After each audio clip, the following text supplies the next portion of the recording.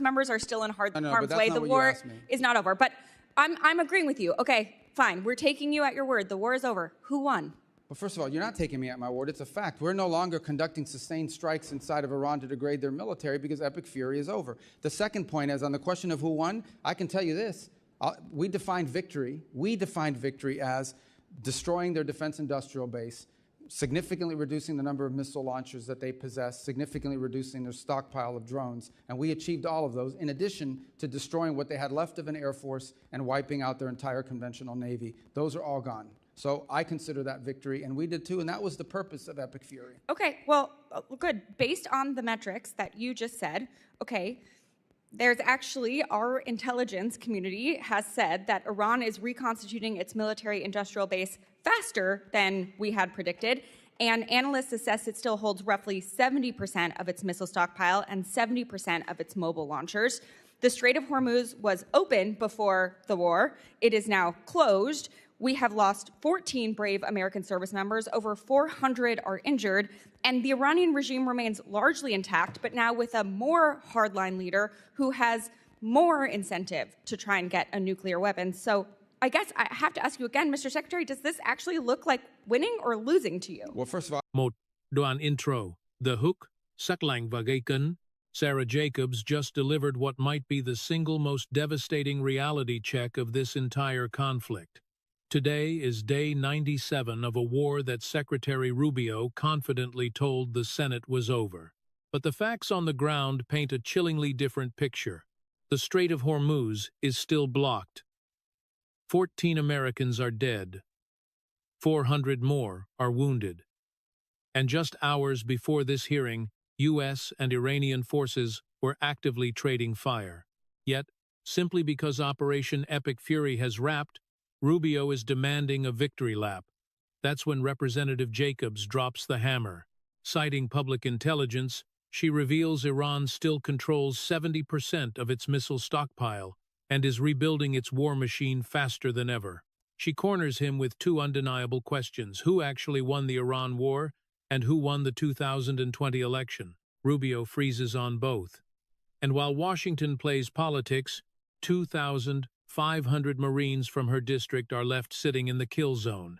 You have to see this. If you want to support real, hard-hitting coverage, hit the join button below. Let's get into it. Representative Jacobs is recognized. Thank you, Mr. Chairman. Mr. Secretary, good to see you. I'd like to talk about the war in Iran.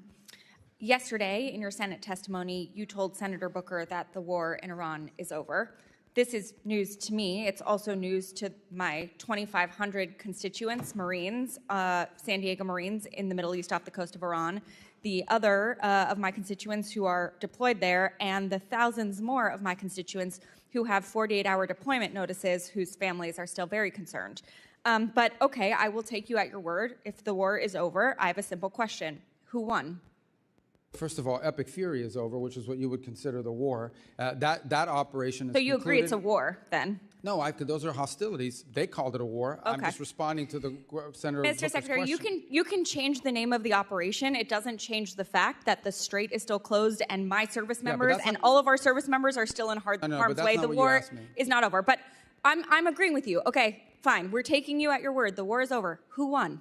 Well, first of all, you're not taking me at my word. It's a fact. We're no longer conducting sustained strikes inside of Iran to degrade their military because epic fury is over. The second point is on the question of who won, I can tell you this.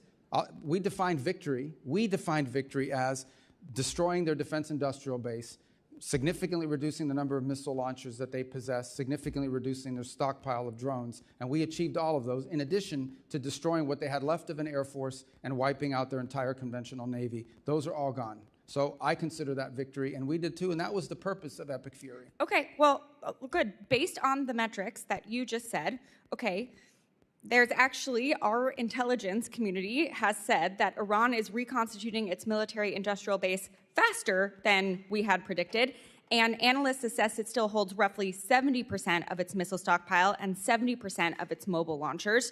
The Strait of Hormuz was open before the war. It is now closed. We have lost 14 brave American service members, over 400 are injured, and the Iranian regime remains largely intact, but now with a more hardline leader who has more incentive to try and get a nuclear weapon. So I guess I have to ask you again, Mr. Secretary, does this actually look like winning or losing to you? Well, first of all, I don't know what intelligence assessments you're referring to. We wouldn't discuss intelligence assessments if they were real. These have been publicly reported. Well, they're publicly reported. Someone committed a crime, and by the way, is also lying.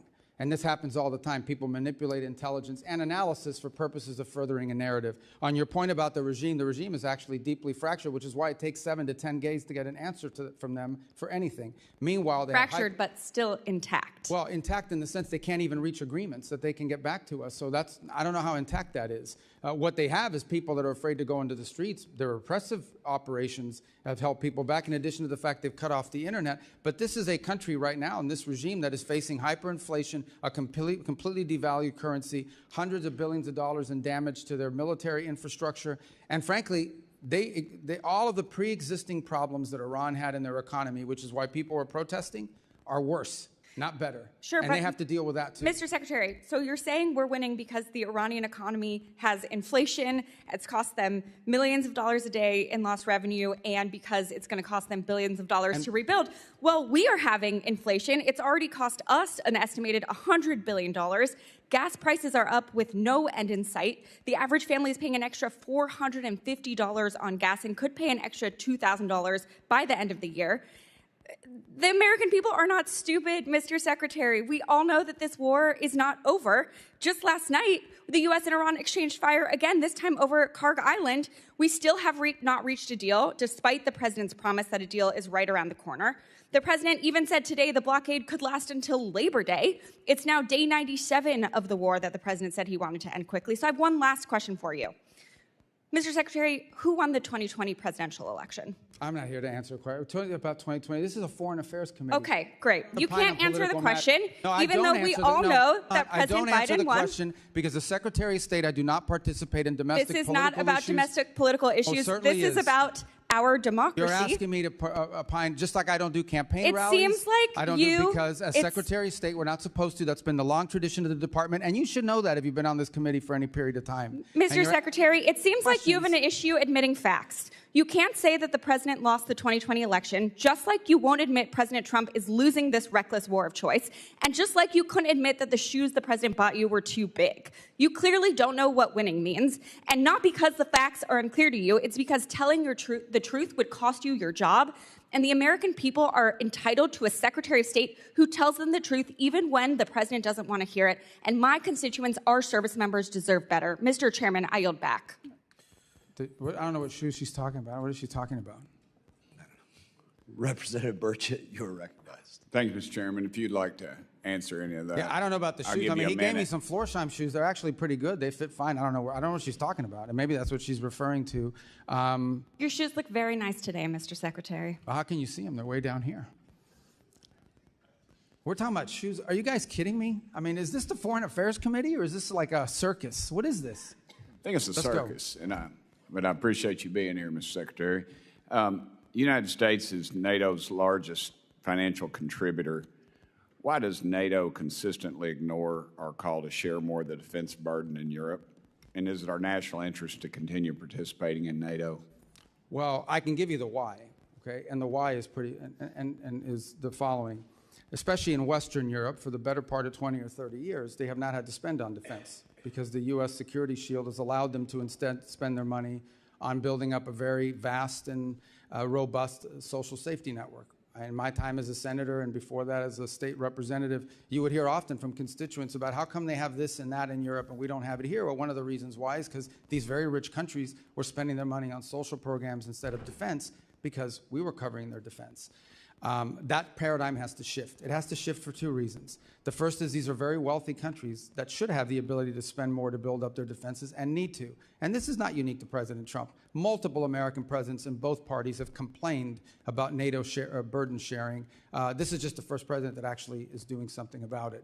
The second point is the United States has global obligations.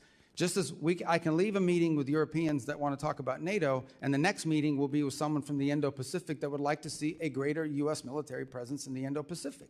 And then you can talk to Gulf partners that want to make sure we're still committed to defending and being involved there. And then you can go to Africa and talk to countries that want to see our cooperation on counterterrorism. And then you can go to the Western Hemisphere where they want us to do more with them as well and pay more attention. So the U.S. has global obligations, And while we have vast resources, we do not have unlimited resources. We have to allocate them, and that will include constantly re-examining what our force posture looks like in Europe in comparison to other theaters and potential contingencies around the world.